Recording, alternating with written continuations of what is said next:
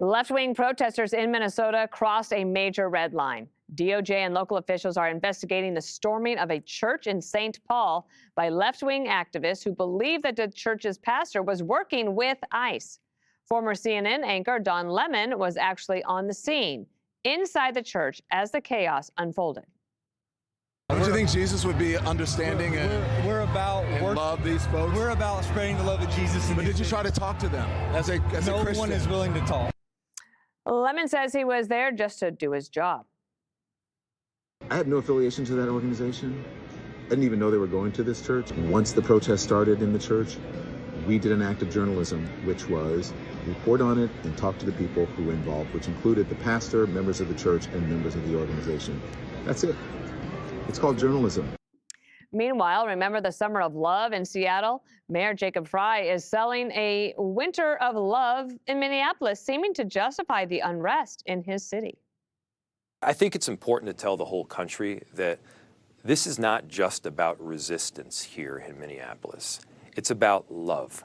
We are showing something far more powerful and consequential here, which is love. We are standing up for one another. You've got neighbors helping neighbors. You've got people uniting and coming together in this beautiful way. Emily, do the protesters who stormed that church have a legal problem, possibly? Yeah, they have a big one. And if I were a federal prosecutor, I would charge them with interference of free exercise of religion, violations of the Civil Rights Act, violations of the FACE Act, which under Biden, peaceful protesters against abortion sitting down, 80-plus-year-olds were prosecuted under, obstruction of federal functions, disorderly conduct, federal trespass, hate crimes, conspiracy to the Civil Rights Act, assault, and if Don Lemon kept up his charade to a federal agent that he didn't know what was going on, then I would charge him, too, with lying to a federal agent. And then on the state level, I would charge unlawful assembly, disorderly conduct, trespassing, harassment, intimidation, and child endangerment. And here's the thing. If I were an employer there in that city, I would fire anyone, any of them that engaged in that shameful, unlawful, horrific, anti-Christian behavior. And if I were a parent there in that city, I would not let any of my children touch the children of those parents that you are seeing right there, if they have children. And I would make it clear it's because they are siding with and standing with child rapists and recidivist sodomizers and convicted murderers over and over again to the tune of 1,600 in that city alone that have been, you're welcome, removed.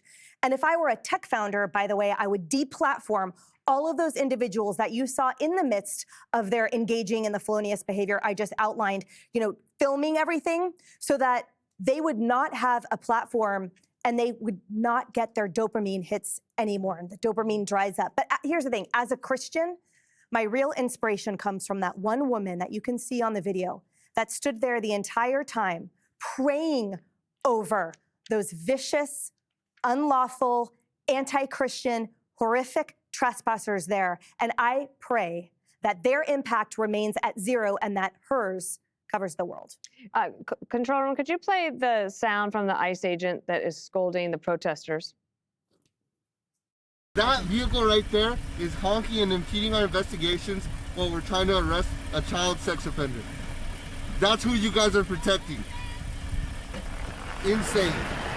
And Brian, one of the things that this reminded me of is how unpersuasive something like protesting in a church is. It's like the people who would block the highways for climate change to prevent people from going to work for an issue. It just actually makes everybody more angry. Yeah, I mean, this is a flashback to George Floyd. It's a knockoff of all those things that they were successful at the time, but in the long-term really hurt them. I think a couple of things. Number one, when there were shootings and attacks in churches, don't they usually come in from the doors from behind and everyone's staring straight ahead? Evidently, these guys and these women got into the church, they sat down, at the one moment they stood up and started creating havoc in there. And that, to me, right away, you're thinking this is going to be one of those attacks on our churches, synagogues that we've seen in Texas and in the Midwest. The other thing we think of is Don Lemon, who's actually there pretending to be a talented journalist. He says that the pastor did a bad job, The pastor should have forgiveness like Jesus. While the guy's screaming at you, you see the pastor actually trying to engage these people, and they're screaming back. They lost the argument. And not only that, when I see, and I asked Anna before, did you watch Sunday shows? I watched all of them. Watched them all at once. And this guy, Jacob Fry, sees an opportunity for his moment in the sun. He did every show at Fox News Sunday. And he talks about love, neighbors helping neighbors. He says, isn't it beautiful that they'll go next door and go shopping for people because they're afraid to go to the supermarket? The only reason they're afraid to go to the supermarket because they're an illegal immigrant. They're not going to get scooped up buying celery at the supermarket. And people, Mr. and Mrs. Johnson, aren't afraid to go to the supermarket. If you are here illegally, you committed a crime, there's a problem. The other thing is, Kristi Noem did a really good job. She's on with Margaret Brennan, and Margaret Brennan says, most of these people aren't criminals. Only 48%, just your numbers. Okay, 48% have been convicted, and the others have been charged. They're being investigated. You put that together, that's 70%. Others have been picked up because they're with these people that are been sought after by ICE in particular. The only reason they need 3,000, because they have 600 cops, is because the cops are not helping the 3,000. And reportedly, the cops were on the outside of the church, watched those protesters walked in, did nothing when they created havoc, and they did nothing to stop it before it happened. So I have no patience for cops that don't help other law enforcement officials. Guys, I know you have a boss, you got to keep your job, but you got to stand up and speak out and stand for something. Jessica, we're week 3 into this. Any ending soon? It certainly doesn't seem like it. It seems like it's just getting started, and I think it's going to spread to other cities. In New York, they're practicing right now. Yeah. I mean, I would practice, frankly, because I think the Trump administration has a particular point of view on this, and he's made it clear that he wants to go after liberal cities, especially sanctuary cities, and so I would be prepared for it. But Brian O'Hara, who's a police chief in Minneapolis, is not one of those guys who says he doesn't want to cooperate with ICE. He did a huge interview with the New York Times. He was on 60 Minutes last night as well, talking about the fact that his entire career, from back when he was in Newark to moving to Minneapolis, he has always worked with ICE. But the way that ICE is doing it is completely incorrect. He said he's observed behaviors that are absolutely running in the face of what the protocol is. On the entering the church, you brought up, it made me think of when there have been attacks, and that was my first thought too. I was like, what if this is another shooting? Yep. And we have seen it, and there are children in there, and that is just frightening. And so I think Governor Walz was absolutely correct to say you've got to peacefully protest, but you may not go into a house of worship.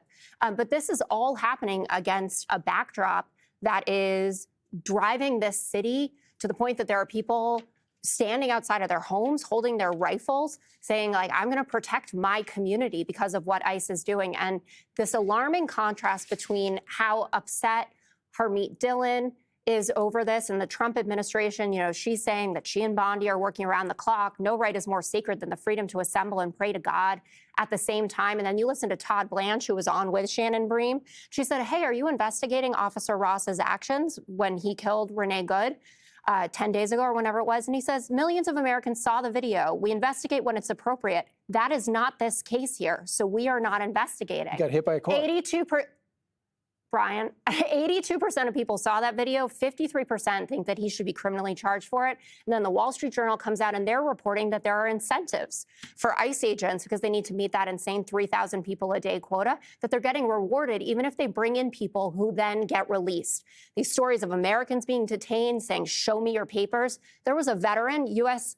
veteran, who's on a Carnival cruise, being arrested and a U.S. veteran on a Carnival cruise with his wife, who was taken out of his cabin, someone who served this country. What is the percentage? No percentage. Citizen. Do I know not math is act hard. like ICE isn't making, I don't even know how many mistakes a day in pursuit of Stephen Miller's 3,000 a day quota and getting paid for it. Let's give Greg a chance. All right. I'm going to focus on the backdrop, because you went back to the officer to avoid what's really going on. Renee Good murder. Yes, because that is actually not the story here. The story is, the story is how you got here, and you won't admit that that is the reason why we're. This isn't about immigration. It isn't about ICE.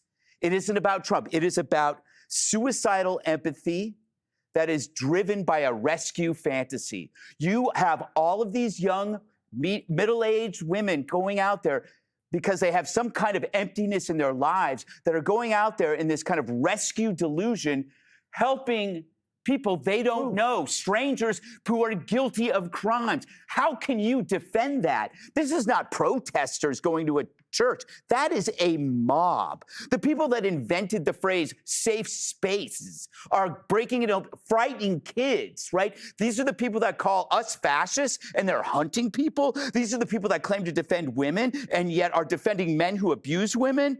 These are the people that call us homophobic and yet they want to out ICE guys for using, I don't know, gay sex apps. Hey, Sean Hannity here. Hey, click here to subscribe to Fox News YouTube page and catch our hottest interviews and most compelling analysis. You will not get it anywhere else.